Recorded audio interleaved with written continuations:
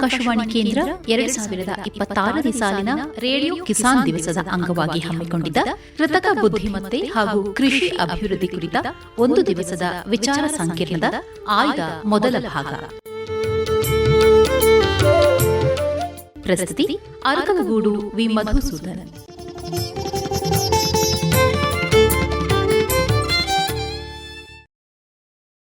ಈ AI ಜಗತ್ತಂತ ಏನಿದೆಯಲ್ಲ, ಆ AI ಜಗತ್ತೊಳಗೆ ಹೋಗುವಂತಹ ಒಂದು ಕಾಲ ಹತ್ತಿರ ಬಂದಿದೆ.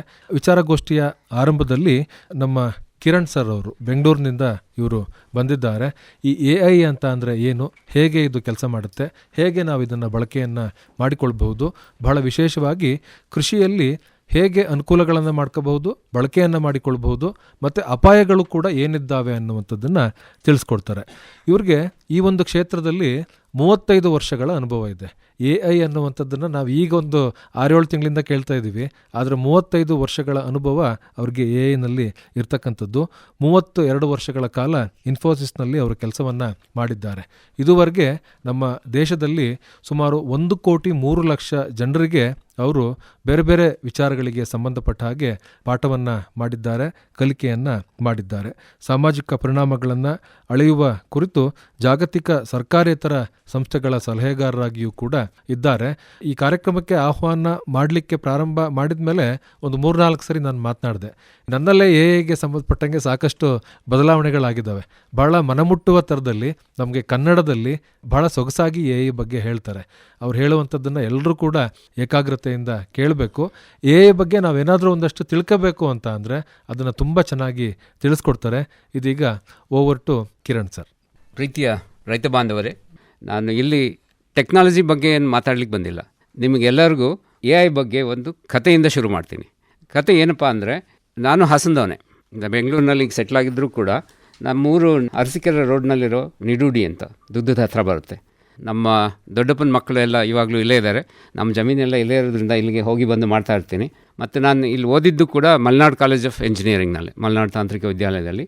ಮತ್ತು ಇಲ್ಲಿ ಇವಾಗಲೂ ಬಂದು ಮಾರ್ಗದರ್ಶನ ಮಾಡ್ತಾ ಇರ್ತೀನಿ. ಆ ಕಾರಣದಿಂದ ಆಕಾಶವಾಣಿ ಜೊತೆ ಸಂಪರ್ಕ ಸಿಕ್ತು. ಇವಾಗ AI ಬಗ್ಗೆ ಹೇಳಬೇಕು ಅಂದರೆ, ಒಬ್ಬ ರೈತನ ದಿನಚರಿ ನೋಡಿಕೊಂಡ್ರೆ ಇವಾಗ ಇಷ್ಟೊಂದು AI ಮುಂದುವರೆದಿದ್ದರೂ ಕೂಡ, ಟೆಕ್ನಾಲಜಿ ಮುಂದುವರೆದಿದ್ದರೂ ಕೂಡ, ನಮ್ಮ ದೊಡ್ಡಪ್ಪನ ಮಕ್ಕಳು ಕೂಡ ಇವಾಗಲೂ ರೈತರೇ. ಅವ್ರು ಏನು ಮಾಡ್ತಾರೆ ಅಂದರೆ, ಒಂದು ಬೀಜ ಹೀಗೆ ಬಿತ್ತನೆ ಮಾಡಬೇಕು ಅಂದರೆ ಬೆಳಗ್ಗೆ 4 ಗಂಟೆ ಅಷ್ಟೊತ್ತಿಗೆ ಒಂದು ಬೀಜ, ಜೋಳ ಇರ್ಬೋದು, ರಾಗಿ ಇರ್ಬೋದು, ತೊಗೊಂಡು ಹೋಗ್ತಾ ಇರ್ತಾರೆ. ಬಟ್ ಅವ್ರ ಮನಸ್ಸಿನಲ್ಲಿ ಒಂದು ಕಳವಳ ಇದ್ದೇ ಇರುತ್ತೆ. ಏನಾಗುತ್ತೆ ಈ ಸೀಸನ್ನಲ್ಲಿ, ಚೆನ್ನಾಗಿ ಮಳೆ ಬರುತ್ತಾ, ಬಿಸಿಲು ತುಂಬ ಜಾಸ್ತಿ ಆಗುತ್ತಾ, ಒಣಗೋಗುತ್ತಾ, ಒಳ್ಳೆ ರೇಟ್ ಸಿಗುತ್ತಾ?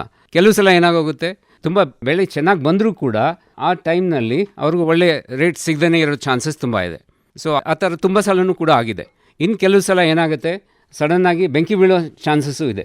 ಸೊ ಇವಾಗ ಏನಾಗಿದೆ, ಈ ವಾಟ್ಸಾಪ್ ಮೂಲಕ ಏನಾಗೋಗಿದೆ, ತುಂಬ ನೆಗೆಟಿವ್ ಇನ್ಫಾರ್ಮೇಷನ್ ಕೂಡ ಬರ್ತಾ ಇದೆ. ಕೆಲವರು ಹೇಳ್ತಾ ಇದ್ರು ಅವರ ಭಾಷಣದಲ್ಲಿ, ತುಂಬ ಕನ್ಫ್ಯೂಷನ್ ಕೂಡ ಇದೆ ಸಿಸ್ಟಮ್ನಲ್ಲಿ.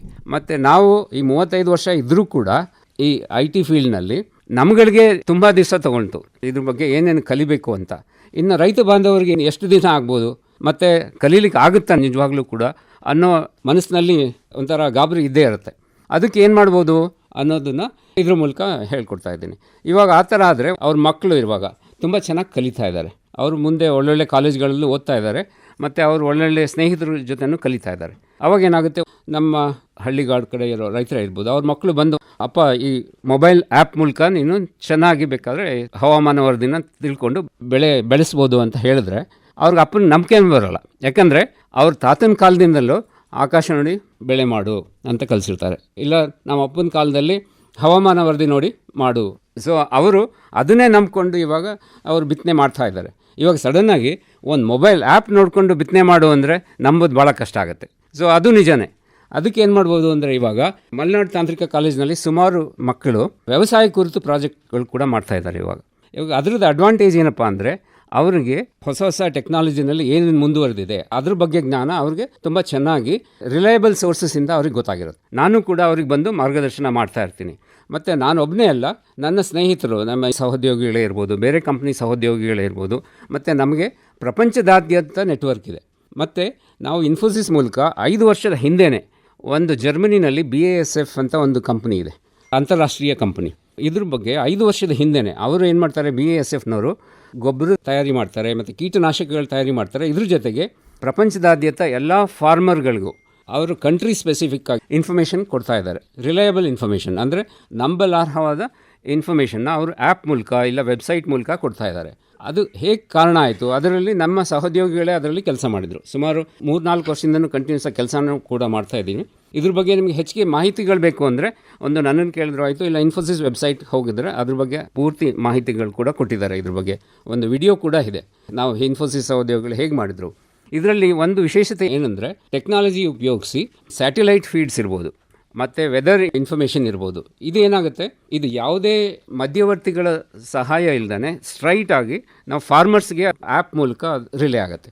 ಅದರಿಂದ ಅಡ್ವಾಂಟೇಜ್ ಏನಂದರೆ, ಇವಾಗ AI ಬಂದಿರೋದ್ರಿಂದ ಅವ್ರಿಗೆ ಬೇಕಾದ ಲ್ಯಾಂಗ್ವೇಜ್ನಲ್ಲಿ ಬೇಕಾದ್ರೆ ಕನ್ನಡದಲ್ಲೇ ತಿಳ್ಕೊಬೋದು, ಯಾವುದೇ ತೊಂದರೆ ಇಲ್ಲದೇ, ಯಾವುದೇ ಮಿಸ್ ಟ್ರಾನ್ಸ್ಲೇಷನ್. ಇವಾಗ ಇನ್ನೊಂದು ಪ್ರಾಬ್ಲಮ್ ಏನಾಗುತ್ತೆ, ಯಾವುದೇ ಒಂದು ಆ್ಯಪ್ ಯೂಸ್ ಮಾಡಿಕೊಂಡು ನೀವು ಮಾಡಿಬಿಟ್ರೆ ಏನಾಗುತ್ತೆ, ಅದು ನಿಮಗೆ ತಪ್ಪು ಇನ್ಫಾರ್ಮೇಷನ್ ಸಿಗ್ಬೋದು. ಸೊ ಅದೇನು ತೊಂದರೆ ಇಲ್ಲದೇ ಇವಾಗ ಇಂಜಿನಿಯರಿಂಗ್ ಕಾಲೇಜ್ ಇರ್ಬೋದು, ಇಲ್ಲ ಫಸ್ಟ್ ಗ್ರೇಡ್ ಕಾಲೇಜ್ ಇರ್ಬೋದು, ಎಲ್ಲ ಕಾಲೇಜ್ ಮಕ್ಕಳು ಕೂಡ ಅವ್ರಿಗೆ ಚೆನ್ನಾಗಿ ಗೈಡೆನ್ಸ್ ಸಿಕ್ಕಿದ್ರೆ ಅವರು ಈ ಥರದ ಆ್ಯಪ್ಗಳನ್ನ ರೈತರಿಗೆ ಅನುಕೂಲ ಆಗೋ ಹಾಗೆ ಮಾಡ್ಬೋದು. ಅವ್ರಿಗೆಲ್ಲ ನಾವು ಮಾರ್ಗದರ್ಶನ ಮಾಡಲಿಕ್ಕೆ ನಾವು ರೆಡಿಯಾಗಿದ್ದೀವಿ. ಆದ್ದರಿಂದ ನಾನು ಈ ಪ್ರೋಗ್ರಾಮ್ಗಳಿಗೆ ಮಧು ಅವರು ನನಗೆ ಇನ್ವೈಟ್ ಮಾಡಿದಾಗ ನಾನು ಬಹಳ ಖುಷಿಯಿಂದ ಒಪ್ಕೊಂಡೆ. ಯಾಕಂದರೆ ನಾನು ಹೇಗೂ ಬರ್ತಾ ಇರ್ತೀನಿ ಮತ್ತು ಈ ಮಾಧ್ಯಮದಿಂದ ಲಕ್ಷಾಂತರ ರೈತರಿಗೆ ನಾನು ತಿಳ್ಕೊಳ್ಳೋದಾದರೆ, ಅವ್ರಿಗೆ ಸಹಾಯ ಆಗೋದಾದರೆ ನಾನು ಇದ್ರ ಬಗ್ಗೆ ಕೆಲಸ ಮಾಡಲಿಕ್ಕೆ ರೆಡಿಯಾಗಿದ್ದೀನಿ. ಸೊ ಆದ್ದರಿಂದ ನಿಮ್ಗೆ ಏನೇ ತೊಂದರೆ ಇದ್ದರೂ ಕೂಡ ನಿಮ್ಮದು ಫಸ್ಟ್ ಸ್ಟೆಪ್ ಏನಂದರೆ, ನಿಮ್ಮ ಸುತ್ತಮುತ್ತ ಯಾರು ಯುವಕರಿದ್ದರೆ, ನಿಮ್ಮ ನಂಬಲರ್ಹವಾದ ಯುವಕರು, ಅವರು ಚೆನ್ನಾಗಿ ಓದ್ತಾ ಇದ್ದರೆ ಅವ್ರನ್ನ ಕೇಳಿದ್ರೆ ಅವರು ಬೇಕಾದರೆ AI ಕೇಳಿ ನಿಮಗೆ ಅರ್ಥ ಆಗೋ ಹಾಗೆ ನಿಮಗೆ ವಿವರಿಸಿ ಹೇಳ್ತಾರೆ. ನೀವೇ ಡೈರೆಕ್ಟಾಗಿ ಕಲಿಯೋವರೆಗೂ ಅಥವಾ ಸರ್ಕಾರ ತುಂಬ ಕೆಲಸ ಮಾಡ್ತಾರೆ ಈ ನಿಟ್ಟಿನಲ್ಲಿ, ಅದು ನಿಮಗೆಲ್ಲ ರೀಚ್ ಆಗೋವರೆಗೂ ಕೂಡ ನೀವು ನಿಮ್ಮ ಹತ್ತಿರದ ಸಂಬಂಧಿಕರಿರ್ಬೋದು, ಇಲ್ಲ ನಿಮ್ಮ ಮಕ್ಕಳು ಯಾರಾದರೂ ಇಲ್ಲಿ ಓದ್ತಾ ಇದ್ದರೆ ಸೊ ಅವರ ಸಹಾಯ ತಗೊಂಡು ಈ ನಿಟ್ಟಿನಲ್ಲಿ ಉಪಯೋಗಿಸ್ಲಿಕ್ಕೆ ಶುರು ಮಾಡ್ಬೋದು. ಆವಾಗ ಅಡ್ವಾಂಟೇಜ್ ಏನಪ್ಪ ಅಂದರೆ, ನಿಮಗೆ ನಿಧಾನಕ್ಕೆ, ಫಾರ್ ಎಕ್ಸಾಂಪಲ್ ಈಗ UPI ಬಂದಾಗ ಮೊದಲು ನಮಗೂ ಹಿಂಜರಿಕೆ ಇತ್ತು, ನಮ್ಮ ಬ್ಯಾಂಕಿಂದ ಯಾರು ದುಡ್ಡು ತೊಗೊಂಡ್ಬಿಡ್ತಾರಾ, ಇದು ಉಪಯೋಗಿಸೋದು ಸೇಫಾ. ಇವಾಗ ನಾವು UPI ಇಲ್ದೇ ರೋಡ್ನಲ್ಲಿ ಒಂದು ಎಳ್ನೀರು ಕೂಡ ಕುಡಿಯೋಕ್ಕಾಗಲ್ಲ, ಒಂದು ಪಾನಿಪುರಿ ಕೂಡ ತಿನ್ನೋಕ್ಕಾಗಲ್ಲ.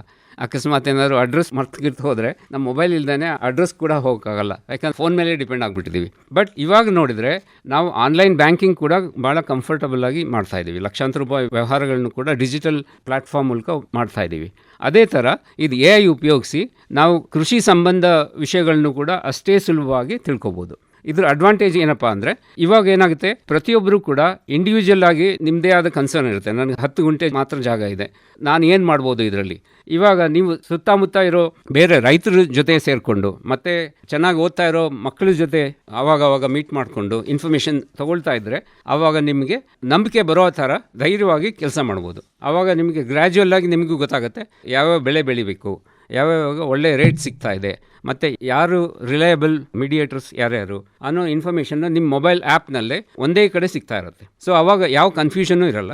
ಸೊ ನಿಧಾನಕ್ಕೆ ನೀವು ಯೂಸ್ ಮಾಡ್ತಾ ಮಾಡ್ತಾ ನಿಮಗೆ ಅದ್ರ ಬಗ್ಗೆ ನಂಬಿಕೆ ಬರುತ್ತೆ. ಇವಾಗ ಮಧು ಅವರು ಹೇಳಿದ್ರು, ಇದರಲ್ಲಿ ಏನೇನು ತಪ್ಪಾಗ್ಬೋದು ಅಂದರೆ ಮಿಸ್ಇನ್ಫಾರ್ಮೇಷನ್ ಸಿಗ್ಬೋದು ಅನ್ನೋದ್ರ ಬಗ್ಗೆ ಹೇಳೋದಾದರೆ, ಇವಾಗ ಇನ್ನೊಂದು ಪ್ರಾಬ್ಲಮ್ ಆಗಿಬಿಟ್ಟಿದೆ.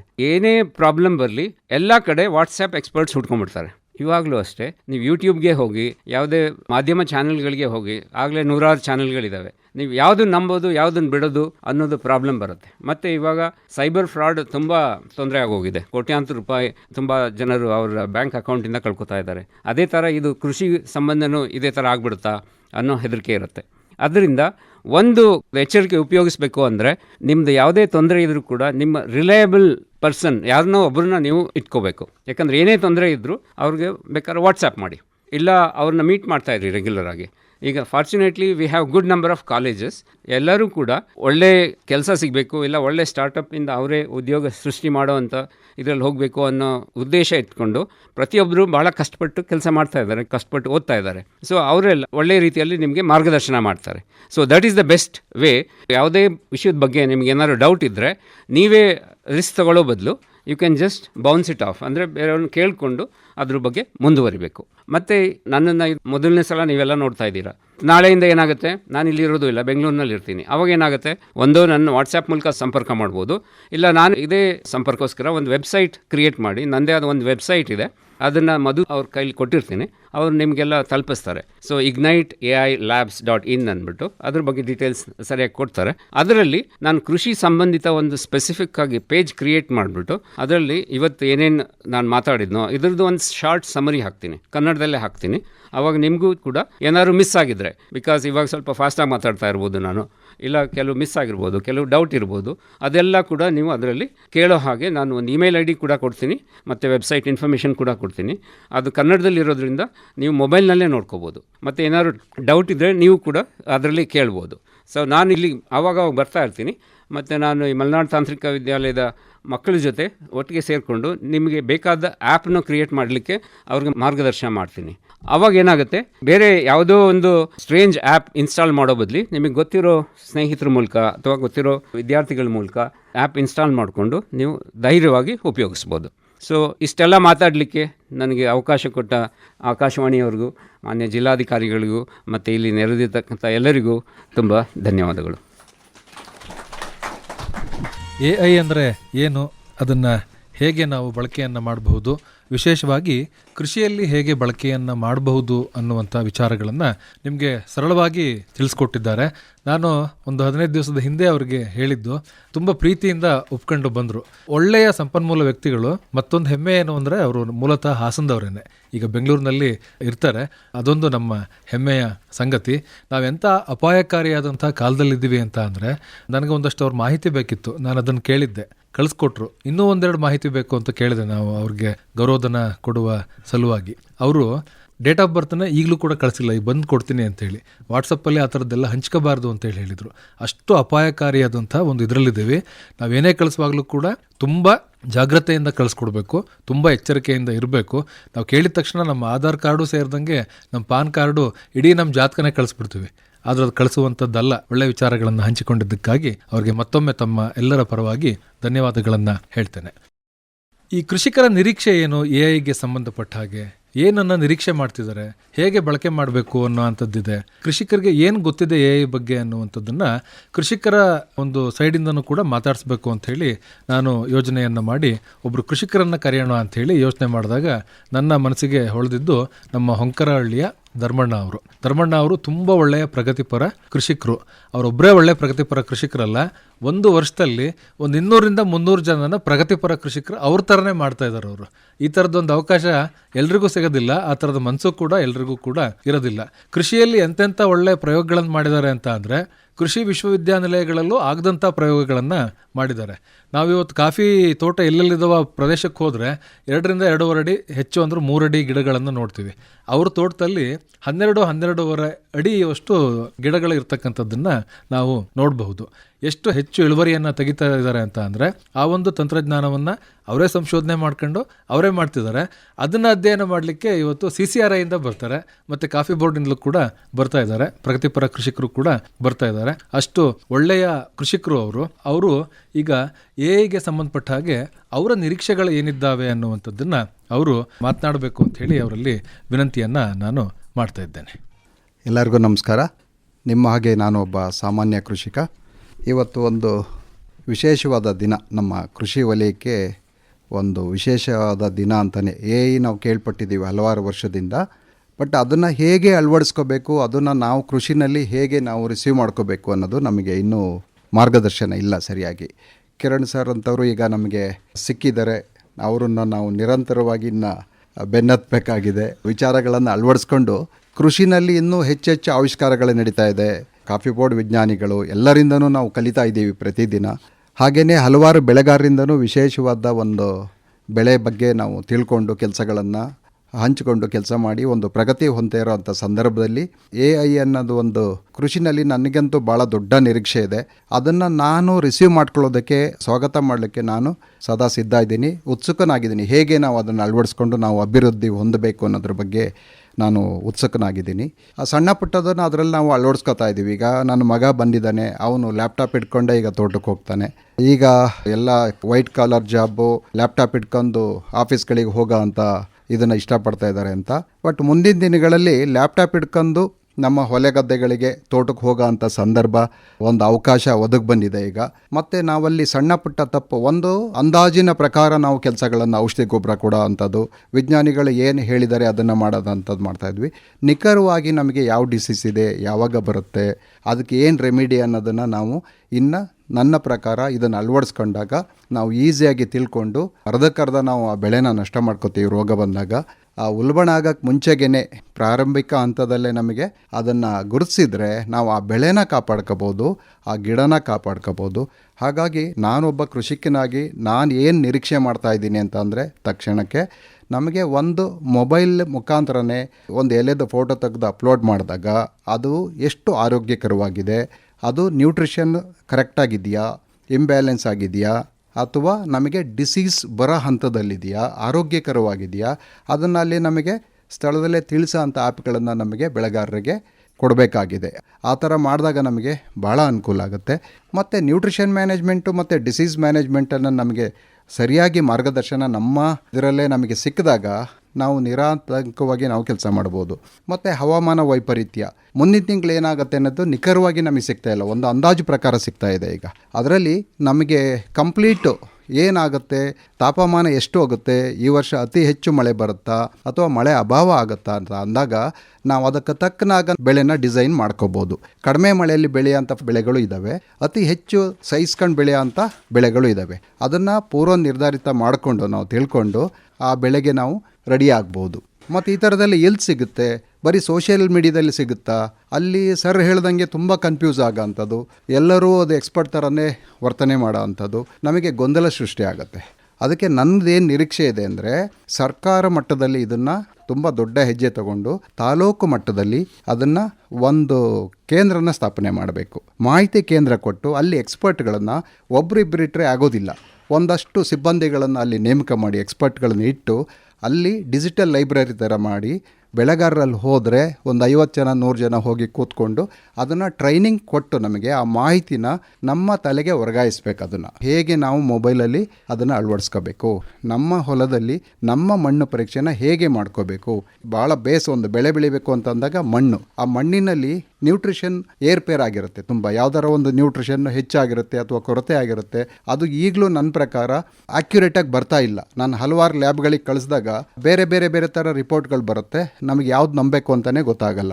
ಈಗ ನಮಗೆ ಸೂಕ್ಷ್ಮ ಜೀವಿಗಳು, ಒಳ್ಳೆ ಜೀವಿಗಳ ಪ್ರಮಾಣ ಎಷ್ಟಿದೆ, ನನ್ನ ಮಣ್ಣು ಆರೋಗ್ಯಕರವಾಗಿದೆಯಾ ಅಥವಾ ಬೇಡದೇ ಇರೋಂಥ ಫಂಗಸ್ಗಳು ಜಾಸ್ತಿ ಇದಾವೆ, ಉದಾಹರಣೆಗೆ ಫೈಟೋಪ್ತರಾ ಮತ್ತು ಪಿಥಿಯಂ, ಪಿಜೇರಿಯಂ ಈ ಥರದ್ದು ತುಂಬ ಏನಾದ್ರು ಕಂಟಾಮಿನೇಷನ್ ಆಗಿದೆಯಾ. ಆ ಥರದ್ದಿದ್ದಾಗ ನಾನು ಏನೇ ಪ್ರಯತ್ನ ಮಾಡಿದ್ರು ಒಂದು ರೋಗದಿಂದ ಮುಕ್ತವಾಗಿ ಆಗೋದಿಲ್ಲ ಬೆಳೆ ಬೆಳೆಯೋದಕ್ಕೆ. ಅದನ್ನು ಗುರುತಿಸ್ಕೊಂಡು ಅದನ್ನು ಹೇಗೆ ನಿವಾರಣೆ ಮಾಡಬೇಕು ಅನ್ನೋದು ನಮಗೆ ಅಲ್ಲಿ ಸಿಕ್ಕಿದಾಗ ನಾವು ಒಂದು ಒಳ್ಳೆ ಲಾಭದಾಯಕವಾದ ಒಂದು ಕೃಷಿನ ಮಾಡ್ಬೋದು. ಮತ್ತು ಅಲ್ಲಿಂದ ಮುಂದಕ್ಕೆ ನಮಗೆ ಸ್ಕಿಲ್ಡ್ ಲೇಬರ್ಗಳು ಅಭಾವ ಆಗ್ತಾ ಇದೆ. ನಮ್ಮ ತೋಟಗಳಲ್ಲಿ ಏನಾಗುತ್ತೆ, ಸ್ಕಿಲ್ ಲೇಬರ್ ಸಿಗ್ತಾ ಇಲ್ಲ. ಅದರಲ್ಲಿ ಆ ಕೊರತೆ ಇರೋದ್ರಿಂದ ನೀಗಿಸೋ ಅಂಥ ರೋಬೋಟಿಕ್ಗಳು ನಮಗೆ ಬೇಕಾಗುತ್ತೆ. ಅಲ್ಲಿ ನಮಗೆ ಎಲ್ಲ ಕೆಲಸಕ್ಕೂ ಅವೇ ಬೇಕು ಅಂತಲ್ಲ, ಒಂದಷ್ಟು 30% ಅಥವಾ 50% ತೆಗೆಸಿದ್ರೆ ಮಿಕ್ಕಿದ್ದನ್ನು ನಾವು ಬೇರೆ ನಾವೇ ಅಳವಡಿಸ್ಕೊಂಡು ಮಾಡ್ಕೋಬೋದು.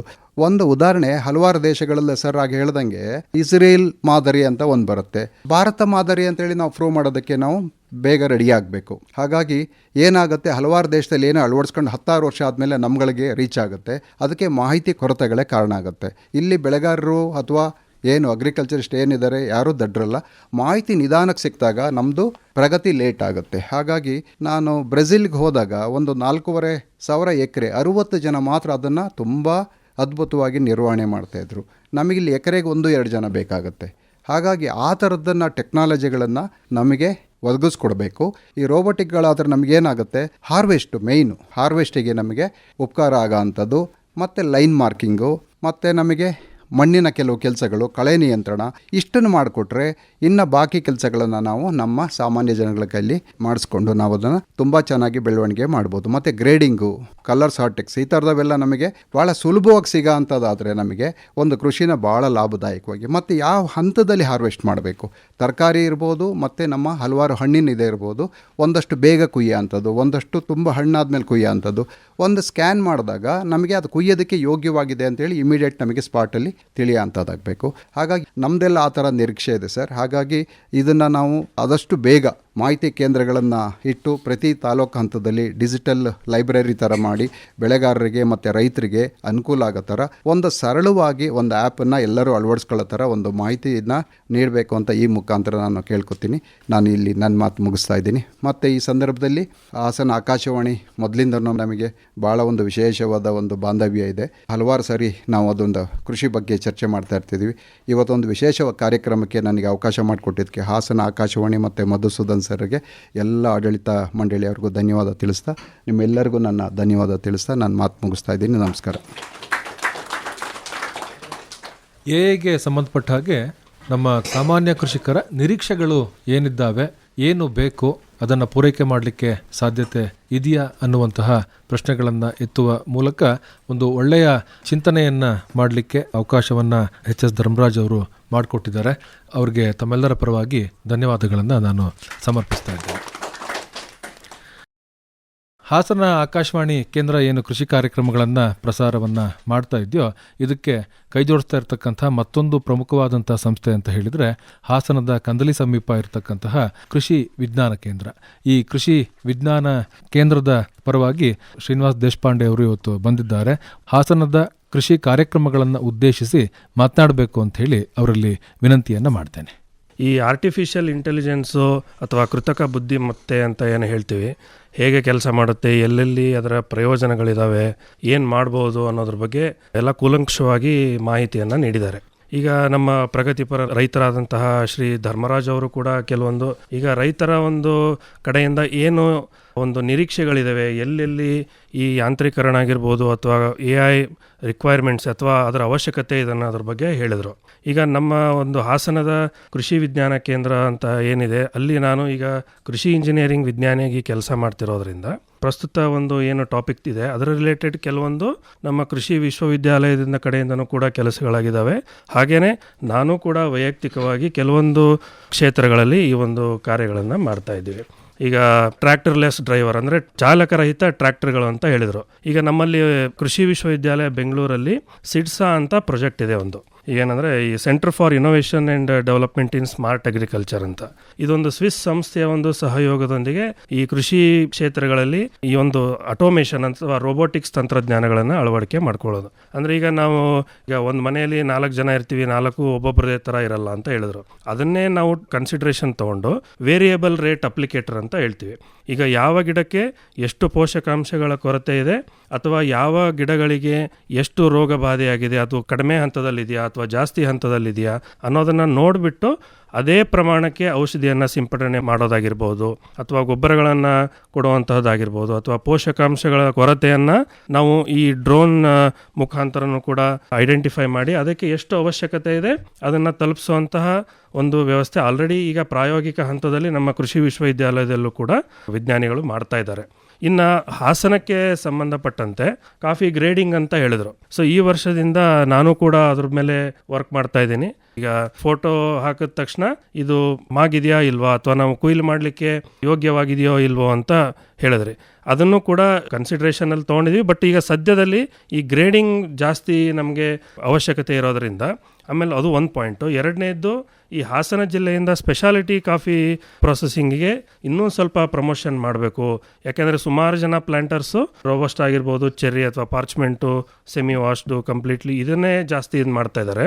ಬಟ್ ಸ್ಪೆಷಾಲಿಟಿ ಕಾಫಿಗೆ ಇನ್ನೂ ಸುಮಾರು ಪ್ಲಾಂಟರ್ಸು ಹೋಗಬಹುದು ಅಥವಾ ಅಂತಾರಾಷ್ಟ್ರೀಯ ಮಾರುಕಟ್ಟೆಗಳಲ್ಲಿ ತಮ್ಮ ಒಂದು ಉತ್ಪನ್ನಗಳನ್ನು ಮಾರಾಟ ಮಾಡಲಿಕ್ಕೆ ಸಹಾಯ ಆಗಲಿ ಅನ್ನೋ ಉದ್ದೇಶದಿಂದ ಈ ಸಾರ್ಟಿಂಗು ನಮಗೆ ಅತಿ ಒಂದು ಪ್ರಮುಖ ಹಂತವಾಗಿದೆ. ಸೊ ಇಲ್ಲೂ ಕೂಡ ಅದನ್ನು ನಾವು ಶೀಘ್ರದಲ್ಲಿ ಅದನ್ನು ಮಾಡ್ತಾ ಇದ್ದೀವಿ. ಅದನ್ನು ಕೂಡ ನಿಮಗೆ ಮಾಹಿತಿಯನ್ನು ಲಭ್ಯವನ್ನು ಮಾಡಿಸ್ತೀವಿ. ಅದ್ರ ಜೊತೆಗೇನೆ ಈಗ ಹವಾಮಾನ ವೈಪರೀತ್ಯನೂ ಕೂಡ ನಮ್ಮಲ್ಲಿ ಒಂದು ಪ್ರಮುಖ ಸಮಸ್ಯೆ ಇರೋದರಿಂದ ಈ ಹವಾಮಾನ ವೈಪರೀತ್ಯಕ್ಕೆ ಯಾವ ರೀತಿ ನಾವು ಬೆಳೆಗಳನ್ನು ಬದಲಾವಣೆ ಮಾಡ್ಕೋಬೇಕು ಅನ್ನೋದು ಕ್ರಾಪ್ ಅಡ್ವೈಸರಿ ಅಂತ ಏನು ಹೇಳ್ತೀವಿ, ಅದ್ರ ಬಗ್ಗೆ ನಮ್ಮ ವಿದ್ಯಾರ್ಥಿಗಳು ಆಲ್ರೆಡಿ ಮಾಡ್ತಾ ಇದ್ದಾರೆ. ಕೆಲವೊಂದು ವಿದ್ಯಾರ್ಥಿಗಳಿಗೆ ಮಾರ್ಗದರ್ಶನ ಕೂಡ ನಾನು ಮಾಡ್ತಾ ಇದ್ದೀನಿ. ಶೀಘ್ರದಲ್ಲೇ ಅದು ಕೂಡ ಒಂದು ಬರ್ತಾ ಇದೆ ಅಂತ ಹೇಳ್ತಾ, ಈ ಕೃಷಿ ಕ್ಷೇತ್ರದಲ್ಲಿ ಏನು ಕೃತಕ ಬುದ್ಧಿಮತ್ತೆ ಅಂತ ಇದೆ, ಈಗ ಅದರ ಬಗ್ಗೆ ಆತಂಕ ಪಡೋದೇನಿಲ್ಲ.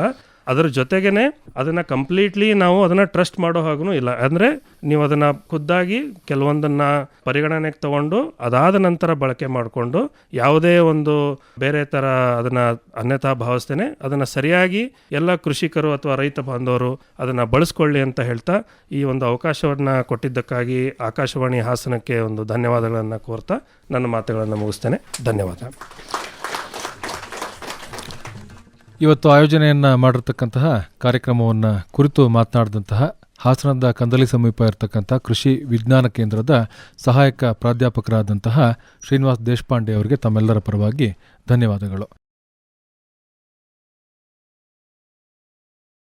ತೀರ್ಥಮಲ್ಲೇಶ್ ಅವರು ಒಂದೇ ಒಂದು ನಿಮಿಷದಲ್ಲಿ ಕಾರ್ಯಕ್ರಮ ಹೇಗಿತ್ತು ಅನ್ನೋಂಥದ್ದನ್ನು ಒಂದು ನಿಮಿಷದಲ್ಲಿ ಹೇಳಬೇಕು ಅಂತ. ಎಲ್ರಿಗೂ ನಮಸ್ಕಾರ. ರೇಡಿಯೋ ಕಿಸಾನ್ ದಿನದಿಂದ ಒಂದು ಒಳ್ಳೆ ಕಾರ್ಯಕ್ರಮನ ಆಕಾಶವಾಣಿ ಹಾಸನ ವಿಭಾಗದಿಂದ ನೀವು ಪ್ರಸ್ತುತಪಡಿಸ್ತಾ ಇರೋದು ಭಾಳ ಒಂದು ಎಲ್ಲರಿಗೂ ರೈತರಿಗೆ ಭಾಳ ಖುಷಿ ತರೋಂಥ ವಿಚಾರ. ಹಾಗೆಯೇ ಒಂದೆರಡು ನಿರೀಕ್ಷೆಗಳು ಇತ್ತು.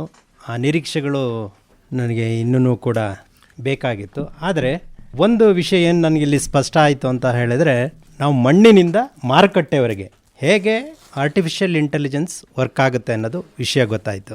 ಆದರೆ ಇಲ್ಲಿ ಅಬ್ಸರ್ವ್ ಮಾಡಿದ ರೀತಿಯಲ್ಲಿ ರೈತರ ಪರವಾಗಿ ನಾನು ಹೇಳೋದಾದರೆ, ಇಲ್ಲಿ ಆಕಾಶವಾಣಿ ಹಾಸನದ ಜವಾಬ್ದಾರಿ ತುಂಬ ಜಾಸ್ತಿ ಆಯಿತು ಇವತ್ತಿನಿಂದ. ಹೇಗೆ ಅಂತ ಹೇಳಿದರೆ, ದಾಖಲೀಕರಣ ತುಂಬ ಅನುಭವಿ ಬೆಳೆಗಾರರು, ಅನುಭವಿ ರೈತರುಗಳು ನಮ್ಮ ಜಿಲ್ಲೆ ಒಳಗಡೆ ಇದ್ದಾರೆ, ಪಕ್ಕದ ಜಿಲ್ಲೆ ಒಳಗಡೆ ಇದ್ದಾರೆ. ಇಲ್ಲಿ ಆರ್ಟಿಫಿಷಿಯಲ್ ಇಂಟೆಲಿಜೆನ್ಸ್ ಅಂದರೆ ನಮ್ಮ ಕಾಣದ ಕೈ ಏನಲ್ಲ.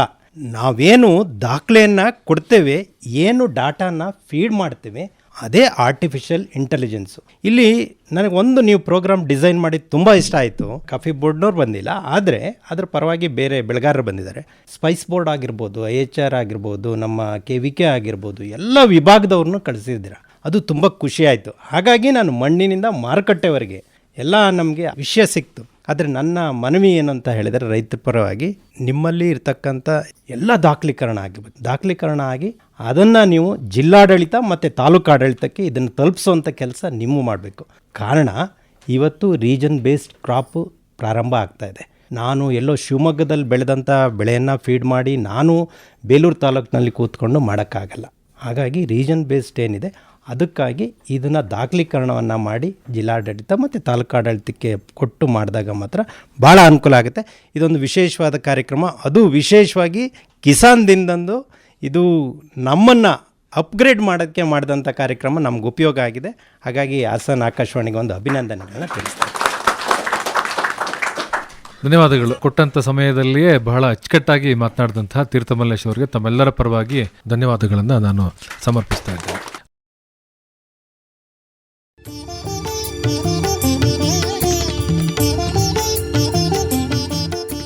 ಇದುವರೆಗೆ ಹಾಸನ ಆಕಾಶವಾಣಿ ಕೇಂದ್ರ 2026ನೇ ಸಾಲಿನ ರೇಡಿಯೋ ಕಿಸಾನ್ ದಿವಸದ ಅಂಗವಾಗಿ ಹಮ್ಮಿಕೊಂಡಿದ್ದ ಕೃತಕ ಬುದ್ಧಿಮತ್ತೆ ಹಾಗೂ ಕೃಷಿ ಅಭಿವೃದ್ಧಿ ಕುರಿತ ಒಂದು ದಿವಸದ ವಿಚಾರ ಸಂಕಿರಣದ ಆಯ್ದ ಮೊದಲ ಭಾಗ ಕೇಳಿದಿರಿ.